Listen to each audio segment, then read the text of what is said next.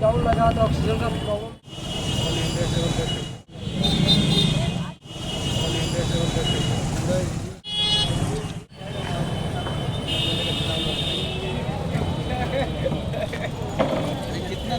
सबसे पहले मैं सभी बिहार वासियों को तहे दिल से नमस्कार करता हूं और मेरा नाम सुनील कुमार कुशवाहा, मगर लोग मुझे फिटनेस बाबा के नाम से जानते हैं। और मेरा मिशन है सेव वाटर सेव इन्वायरमेंट, ताकि हर इंसान का जो जीवन है वो जीवन एक सिक्योर हो, किसी इंसान को ऑक्सीजन को प्रॉब्लम ना हो, किसी इंसान को पानी की तकलीफ ना हो।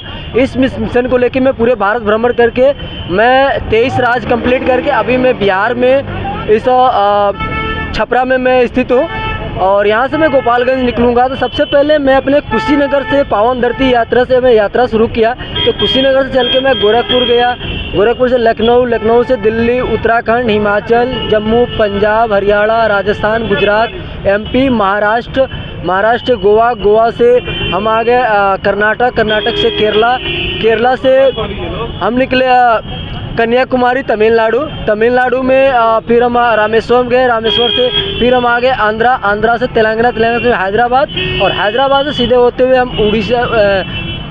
उड़ीसा से अब हम आ गए कोलकाता में, फिर कोलकाता होके सीधे थोड़ा सा हम अपना झारखंड पकड़े थे, फिर बिहार इस समय मैं छपरा में उपस्थित हूँ। और टोटल मुझे समय लग गया 18 मंथ। मेरा उद्देश्य है सेव वाटर सेव इन्वायरमेंट, पेड़ों को बचाया जाए, जलवायु को बचाया जाए, ताकि हमारे जो इंसान के जीवन है वो स्वस्थ रहे। और वो भी अपने जीवन को लेकर अगर कहा जाता है कि एक पेड़ 1000 जीवन के बराबर होता है, तो हर इंसान अगर अपना कर्तव्य समझ ले, एक एक पेड़ लगाए, तो कभी हम नहीं समझते कि हमारे पूरे भारतवासी को ऑक्सीजन को दिक्कत होगा।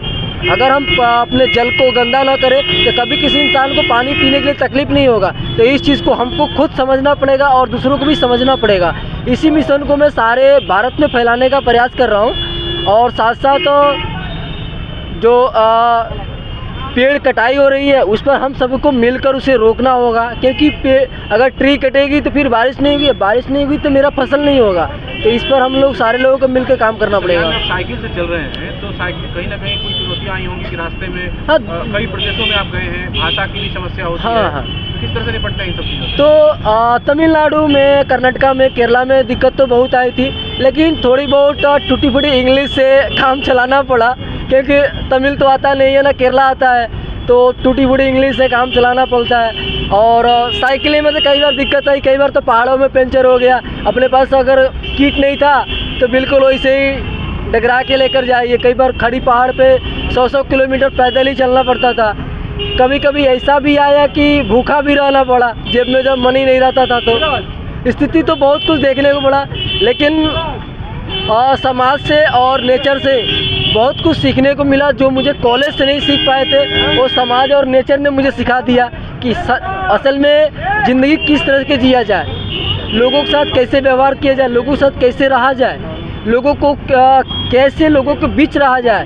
तो ये चीज़ हमें समाज ने सिखा दिया कि बुरे इंसान को आप वहीं अवॉइड करो और अच्छे लोगों को साथ लेके चलो, ताकि आपको एक अच्छी ज़िंदगी लाइफ मिले। भगवान अगर हमारी ज़िंदगी दिए हैं तो उसे सही ढंग से हम जी ले। पता नहीं फिर मनुष्य का जीवन मिले या न मिले, ये कोई नहीं जानता है। तो बस अपना यही सब कुछ जर्नी चल रही है। हाँ, सोनू सूद से मिलना था, कि मैं इनसे बात करना था कि माउंट एवरेस्ट के लिए मुझे थोड़ा हायर करे स्पॉन्सर, लेकिन मुलाकात नहीं हुई।